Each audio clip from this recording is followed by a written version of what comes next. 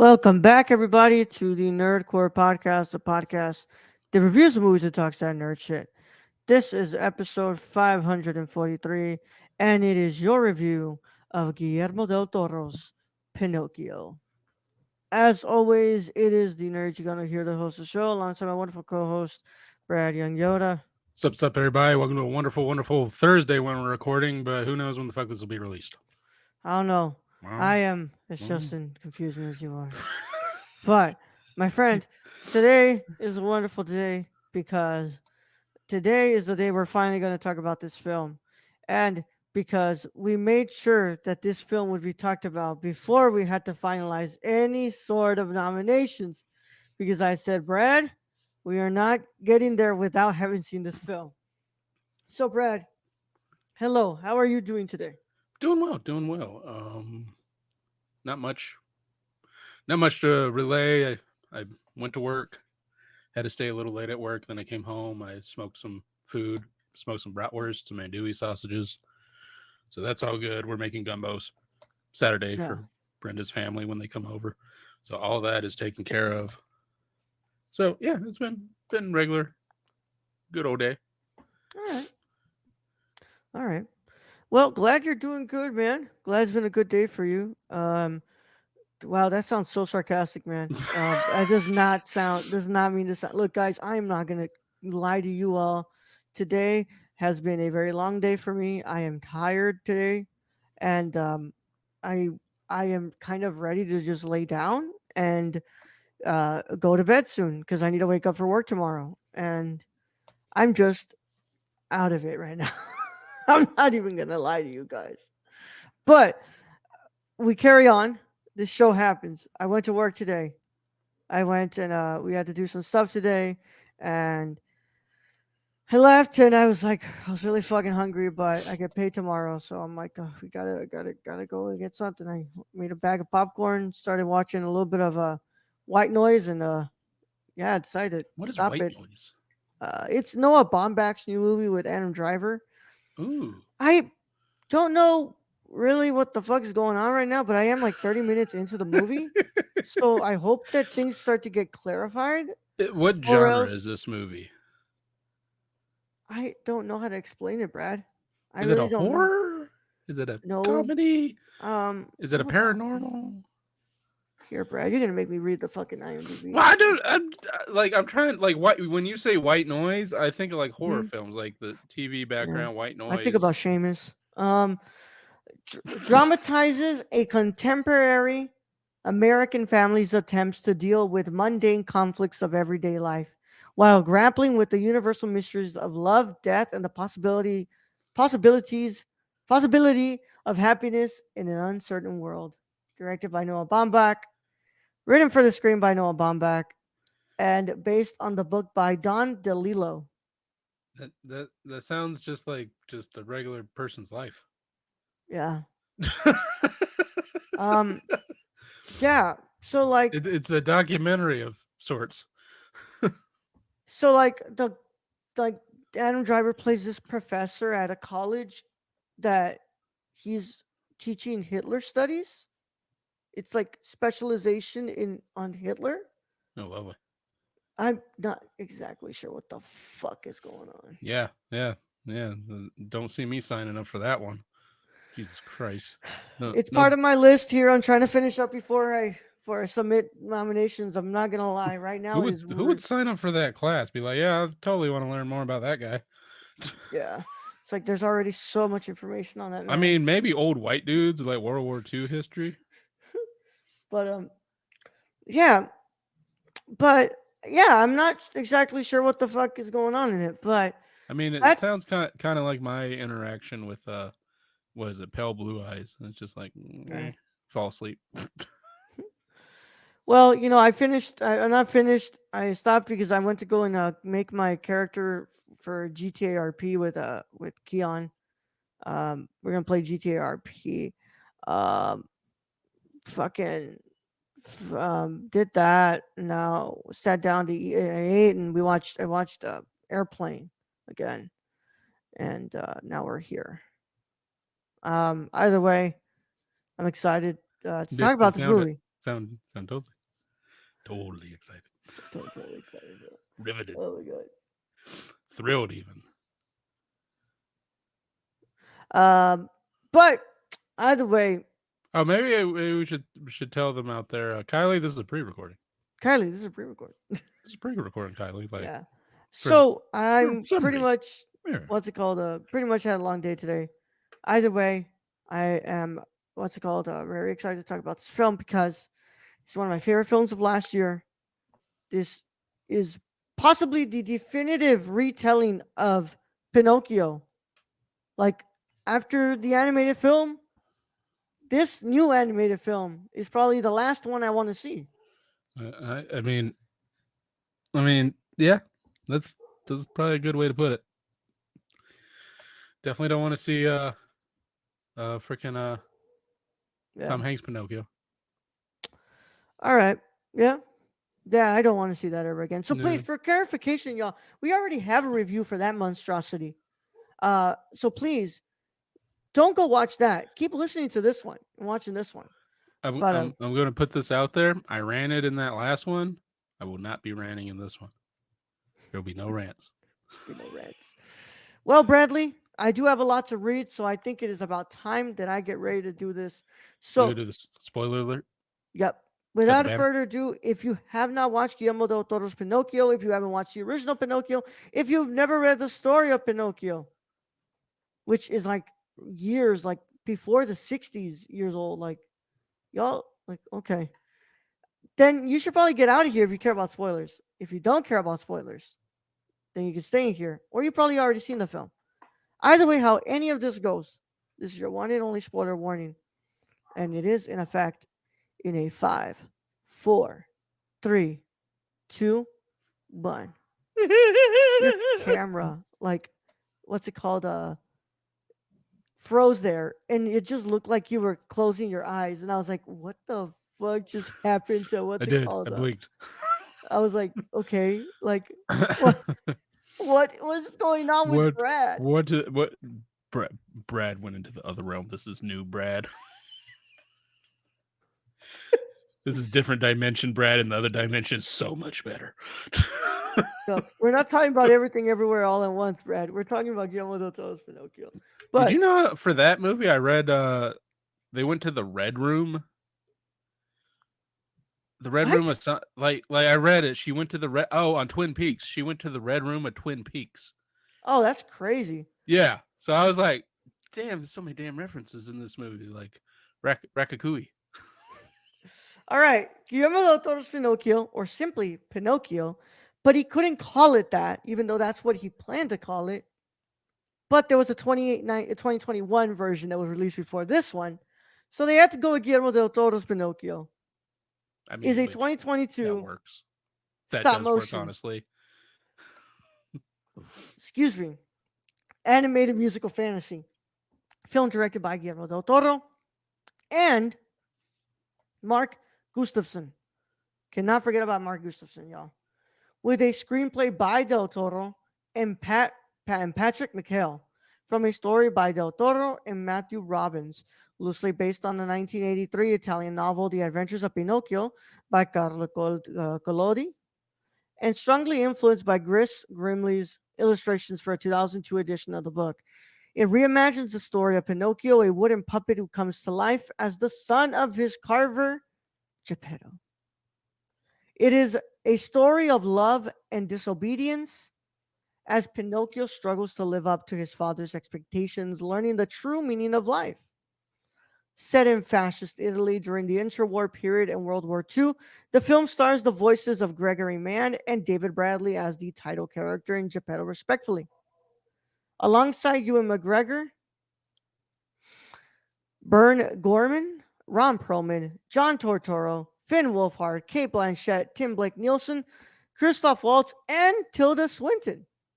A longtime passion project for Del Toro, who considers that no other character ever had as deep of a personal connection to him than Pinocchio.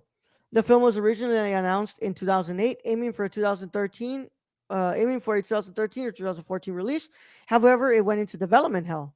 I cannot imagine this movie going into development hell with Del Toro behind it, but 2013 Del Toro was probably different. I Like mean, but not much cool. honestly, trying to sell Pinocchio Yeah. would probably be difficult. In January 2017, Mikhail, creator of Over the Garden Wall, was announced to co-write the script, but production was suspended in November 2017 as no studios were willing to provide financing. It was revived the following year after being acquired by Netflix. The film is dedicated to the memory of Del Toro's father and mother. Pinocchio premiered at the BFI London Film Festival on October 15, 2022. It was released in select cinemas on November 9th, 2022, and began streaming on Netflix on December on and began streaming on Netflix on December 9th. The film received critical acclaim, garnering praise for its animation, visuals, music, story, and voice performances. It received numerous accolades, including 3 nominations at the 80th Golden Globe Awards, winning Best Animated Feature Film, becoming the second stop motion animated and non computer animated film to win after Missing Link in 2019. Oh my God, that was a lot, Brad. Um, I, so, can I bring up something? yes, Golden Globe winner Kate Blanchett plays Spazzatura, yes, or Count Volp's mistreated monkey assistant, which I had no fucking idea. I just wanted to bring this up. I was reading through the cast here. I'm just like, it's amazing, what? isn't it? It's amazing, isn't it? It's amazing. Yeah. Cinematography is done by Brent Passingham, edited by Ken Schrentzman and Holly Klein. Music is done by none other than longtime collaborator of Guillermo del Toro, Alexandre Desplat. Distributed by Netflix, of course. It sits at an hour and 57 minutes and on a budget of $35 million. It made $71, $71,000. $71,000, $71,614. I mean, what part of this was in the box? Like, how many? It They wasn't didn't open really, this to a lot of no, like theaters, I'm sure. no. It pretty I, much I, played at mostly like a small amount of theaters. That's exactly. So always what they could happens to just, them. yeah, it's Netflix. So that's how they can get it into the Hmm. award shows. You have to play it in some theaters. Yeah, but with that said, Brad, um, this movie, oh my God, I'm still trying to get so over Kate Blanchett as Spazzatura. Spezzatura. Honestly, I that just to me is probably one of the best things about this movie. Um, I loved this movie. I You can call me biased all you want. I am a big Guillermo del Toro fan. He is one of the many people who inspire me day in and day out to create What do we movies. say, Roll? What do we say? What? You don't miss.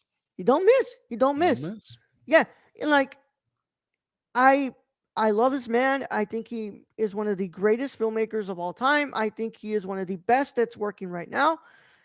And when I thought, oh, okay, it's gonna be Pinocchio. I was like, all right. I'm already not the biggest fan of the original Well, animated film. and you know, in my mind, I'm like, okay, it's Pinocchio. I've seen the story 1,000 times. I just Yeah, watch it on this. It's like wooden boy, cricket, old man, father, and go from there. yeah. Donkeys, yada yada, and yeah. And yet Guillermo del Toro approached this differently than any remake I've seen. Like there is so much heart to this movie. There's so much like nuance to this because he's not just talking about the fact that this little boy wants to be um this little wooden boy wants to be real, but the fact about like mortality and like fascism and all these things that like I think every single remake refuses to touch on. Like they never want to go into this stuff. And I think that it's just such a beautiful film. Brad, what is your initial thoughts on Guillermo del Toro's Pinocchio? I think not only the topics you touched on, but this really is a father son movie of a grieving father who lost his son, and Yeah, then he basically inherits a new son, and he has to learn that this new son is his own being. It's not his old son. It's never going to be his old son, and that's kind of the story from there.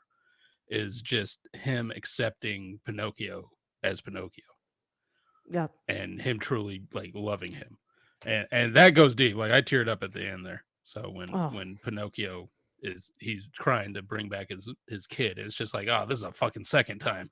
God damn it, Guillermo. I can't have nothing. I can't have nothing good in your movies. All of them in Yeah. death and sadness.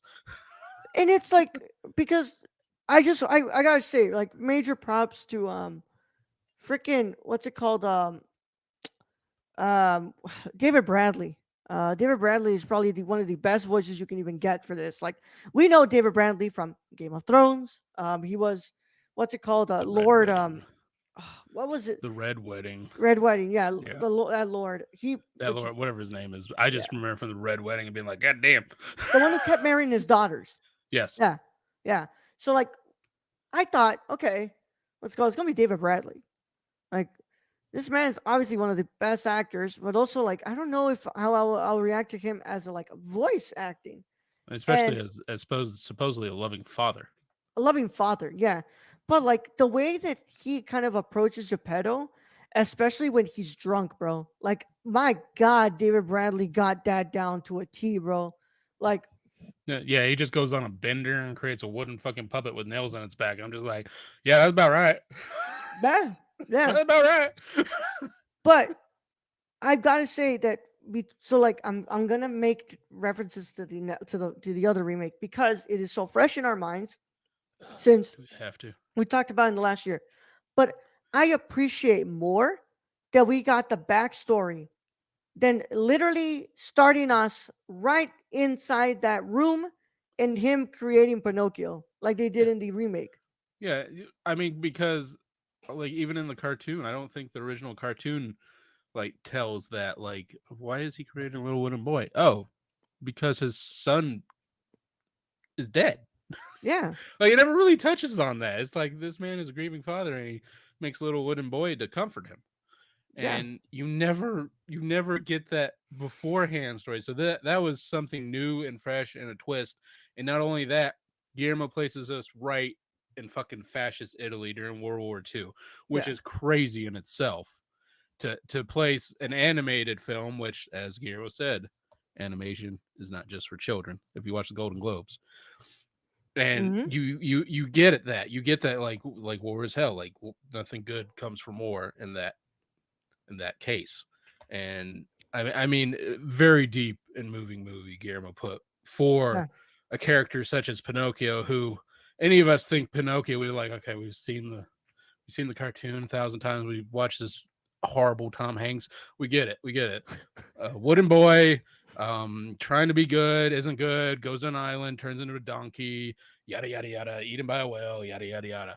And it was so refreshing for Guillermo to turn that on his head and be like, you know, you all know the story, but let me tell you why Pinocchio even exists and go from there. yeah. Um, like I said, Also, can I say Christoph Waltz, every time he was on the screen and I heard his voice, I was like so just happy. oh yeah, I love Christoph Waltz in this movie, man. Like, I was just so happy. I like Christoph Waltz is Christoph Waltz, man. Like, Yeah, how do you not and like this you man? like, and you hear that voice, you're automatically going, that's the most heinous villain to ever be in cinema, and he's right here again as a heinous villain in cinema, and that's what I need in my life is Christoph Waltz as the villain, like in my story. That's what I need. Yup. I very much what's it called? Loved him, of course, but I've got to give a couple of shout outs here to a lot of people who I think really did what's it called bring their A game to this film, who also did great work on here. So like, I gotta get like Finn Wolfhard is fantastic in here. I thought that he did great as what's it called, Candlewick. The son. Um, yep. Gregory Mann, who plays what's it called, not just Pinocchio but also Carlo. Like, let's called that's one that I was like, okay, it's interesting how you're gonna approach not just Carlo but also Pinocchio, who is different from Carlo, even though he's trying to be Carlo for him. Yeah. Tilda Swinton as Death. Holy shit. That was new. That was something I did not think we were going to get to see. Is basically death incarnate. Yeah. Yeah, when they were doing the rabbits, and I saw the you know Pinocchio's casket, and I'm Yeah, just like, what the fuck is this? And then Pinocchio bumps down like, I'm alive, and the rabbits are just yeah. pointing cars like, what the fuck? Like he's dead. He should be dead, right? And it's just like, just go through the door, talk to the boss. But I thought it was so interesting how he's like, pretty much every time you come here, your wait time becomes longer. And it's like, okay, that makes a lot of sense. Like, because, he's, it's kind of like the saying goes, right? You're living on borrowed time. Yeah, You're living I basically yeah. the time that was left for Carlo. So, Oh, like, that's right. you're kind of That's going there and you're like, okay. okay, And every I time was he comes thinking, here, yeah. yeah, okay, that makes more sense. I was thinking it was more like a reboot. Like he's gained all this information, so it takes longer for him for that to be like put back in to wherever his body is. That and most likely like the idea of like if you are supposed to be Carlo, Carlo dies at such a young age that he has all of this life left Yeah, to live. So like if you are that basically makes it even deeper. Wow. yeah, but Ron Perlman is great in this as well, and of course I was happy to see that Ron Perlman was voicing somebody in here. He plays Candlewick's dad, and Yeah, that also fucking douche. there are two different fascists in this movie. I mean, this is something great because like this is the first time that he covers fascism. I mean, Pan's Labyrinth and Devil's Backbone. He obviously touches a little bit Yeah, on it I in mean, if Devil's you watch Backbone. Pan's Labyrinth, that Yeah, beer bottle scene is just yeah. stricken into your mind. Obviously, that motherfucker is probably the most evil of them all. And then over here, Podesta is pretty evil, but like he's mostly those brainwashed fascists. Yeah, Where so like, yeah, which is kind of like today's times. It's kind of a little. I think yeah, Guillermo sprinkling a little bit of knowledge for us in that. But yeah. moving on. But Um, his his portrayal of Mussolini is probably one of the best because he's I like, like puppets. first of all, I don't like he these makes them puppets. super short and then And fat. fat and brings them in like, I like it, the puppets. I don't like it. I don't like it. These puppets. Uh, Shoot them. Shoot them, please. And it's like, it reminds me of like Fellini's Amarcord, where they have the fascist rally and all the fascist soldiers coming in, and he's like, they're like, oh, I know that Mussolini's balls are this big. And it's like, I love that because like it's true. It's like when you step back and realize and you look back at all this shit, the amount of stupidity that some of these people were dealing with and false and just blindly following a man like this, who in the And end it was, can easily get done. And yeah, and unfortunately, even good people can be like, have the wool pulled over their eyes and led astray. yeah. But I loved just every turn that Guillermo takes with the story. The music from Alexander Desplat is beautiful. I I fell in love with that score. But I gotta say, I'm usually not the biggest musical guy. But Well. Did you catch this? Well, I love this because there are musical scores in this, but yeah, like all of them are cut short by something. It's like even Guillermo's like, "I fuck the music." yeah. It's like yes, I understand that in the animated they have a lot of musical numbers, Yeah, but like also that's kind of the part that's kind of annoying about the yeah. So animated I'm film, the gonna original animated film. Yeah, so he's gonna have a little bit of that for everyone who kind of little throwback to the 19, I think 49 version, Yeah, but at the same time, he's going to cut it short for whatever fucking reason, and I love that part. I just yeah, absolutely, I'm like, that's great. Like the less singing on this shit, like I didn't need to hear Pinocchio sing any of this shit. yeah. I would have gladly sat through Ewan McGregor's Sebastian J. Cricket singing more though. What's it called? Ewan McGregor has a great voice for singing. I mean, You know, I how did that cricket not die throughout this movie? That that cricket had to cricket. be smashed like 6 times, easy. Yeah. Which, by the way, y'all, if you remember the other review, I said that I love what's it called, the Joseph Gordon-Levitt's Sebastian Jiminy Cricket, because That was it's about the not only thing we yeah loved. Yeah. Only thing I loved in here, I love this version of Sebastian J. Cricket as well. Fucking Ewan McGregor's great. Yeah, Um, I love that, like, what's it called? That it's the same shit. Like, just this guy cannot catch a break. He cannot. Like, he just wants to live his normal life, and he ends up having to fucking get put into this situation. And then after he gets, tied to Pinocchio, all of this shit just keeps happening to him. yeah, and all he wanted to do was write his book and become a published author, and on and on and on. And what's great is you never in the previous ones they always end it as Pinocchio becoming a real boy, Geppetto being happy, Jiminy being happy. They never like show like, okay, Pinocchio's a real boy, and he basically has eternal life until he doesn't.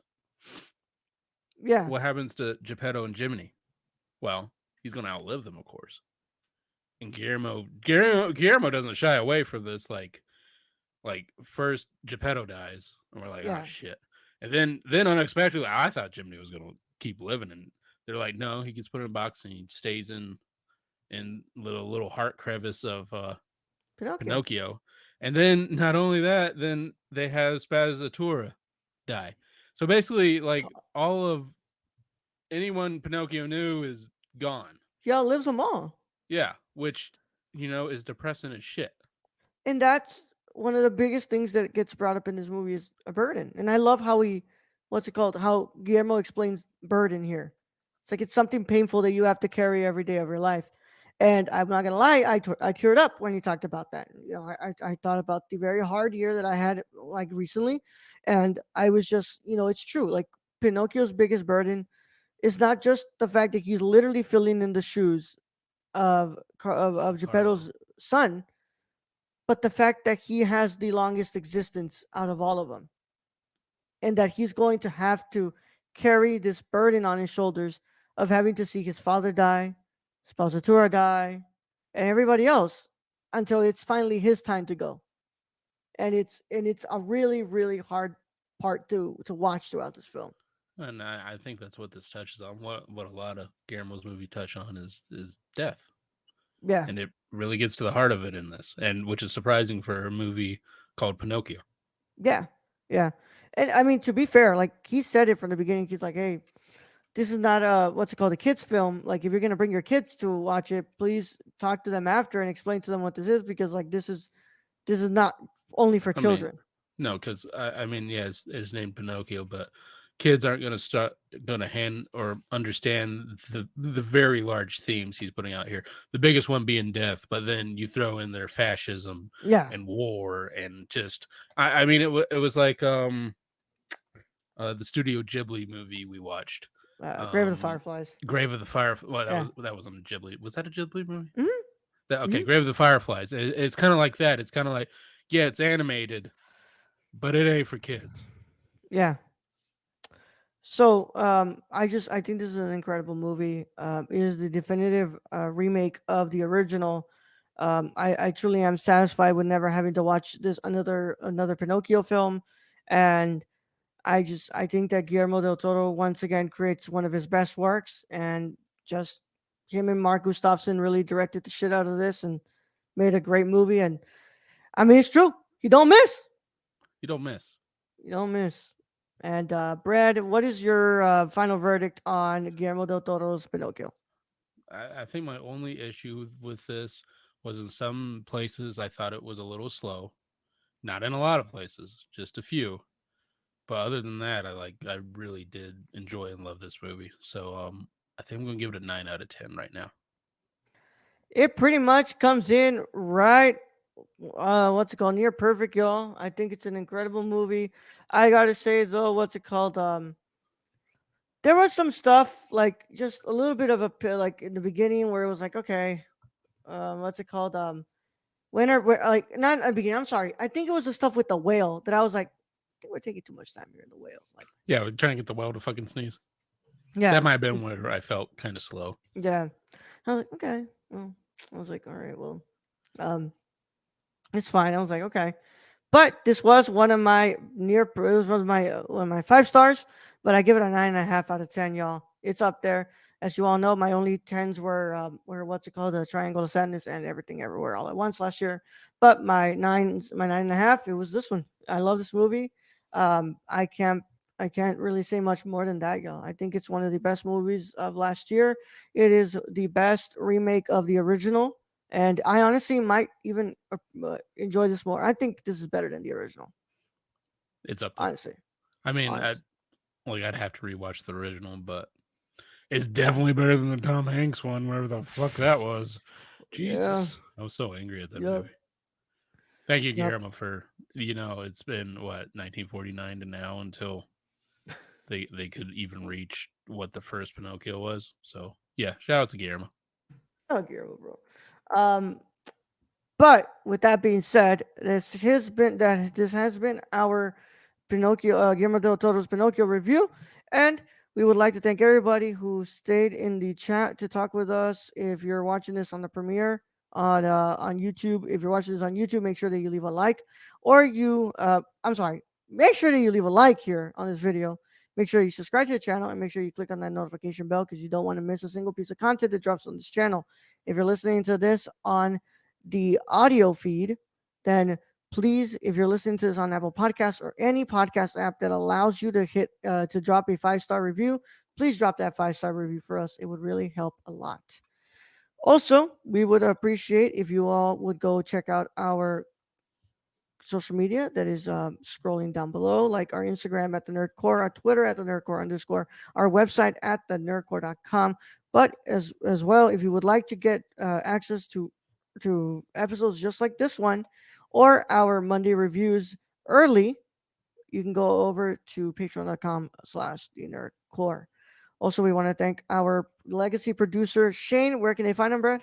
You can follow our friend Shane at twitch.tv/xsrk or on Twitter at thriftedil, or go buy something from the Suppy God at Present City Vintage in Illinois.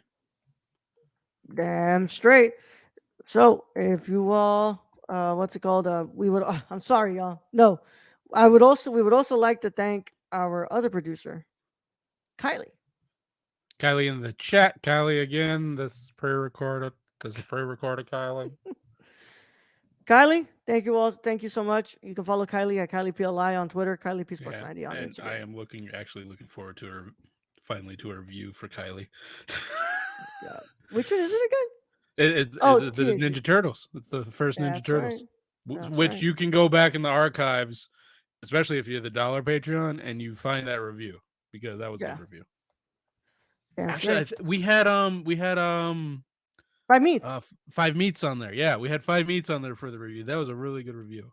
Damn straight. But without a further ado, Brad, let's go ahead and get out of here. And of course, we will be back on Monday for our next Wong Kar Wai review. It is Fallen Angels. Really excited for Brad to watch this, especially because he really liked the noir aspect of Mhm. Chunking Express. So I want to see what it's going to be like when Wong Kar Wai really takes the noir seriously. It's not the overarching part of the film, but it is a big aspect to it.